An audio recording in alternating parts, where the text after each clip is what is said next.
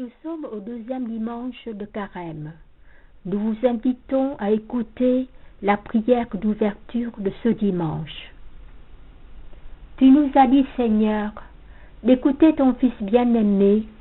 Fais-nous trouver dans ta parole les vivres dont notre foi a besoin, et nous aurons le regard assez pur pour discerner ta gloire. Chacune des prières d'ouverture du dimanche de Carême balise notre chemin vers Pâques. Aujourd'hui, il nous est donné de recevoir le sens de ce moment pour notre foi. L'écoute du Seigneur Jésus, demande faite par le Père à Pierre, Jacques et Jean, est posée comme fondement et levier à partir desquels nous allons pouvoir nous orienter vers le mystère de Pâques. Notre Seigneur est la parole de Dieu pour nous, une parole que nous pouvons comprendre parce que le Verbe s'est fait chair. Il est devenu l'un de nous. Il a vécu notre existence, il a parlé homme à l'homme. Sa vie, sa parole sont inspiratrices, nourricières pour notre propre vie. Contempler la vie de notre Seigneur Jésus-Christ, c'est entrer dans la découverte et la compréhension de la manière dont il reçoit sa vie, lui, le Fils bien-aimé, c'est nous ouvrir à la possibilité de la fait nôtre. La contemplation du Seigneur nous permet de discerner ce qui compte vraiment en notre vie.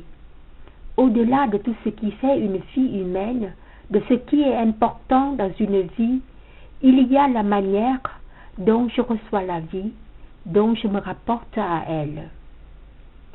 Il y a pour chacun la vie, la mort, mais il y a surtout la manière dont je vais me rapporter à ma mort, à ma vie. C'est bien ce dont il est question aujourd'hui pour le Seigneur Jésus dans la transfiguration. Comment le Seigneur y manifeste-t-il le mystère de Dieu?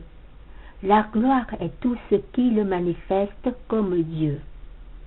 Nous avons à recevoir et à comprendre la manière dont le Seigneur Jésus se situe devant sa propre fin qu'il pressent déjà comme violente, en lien avec toute l'histoire humaine.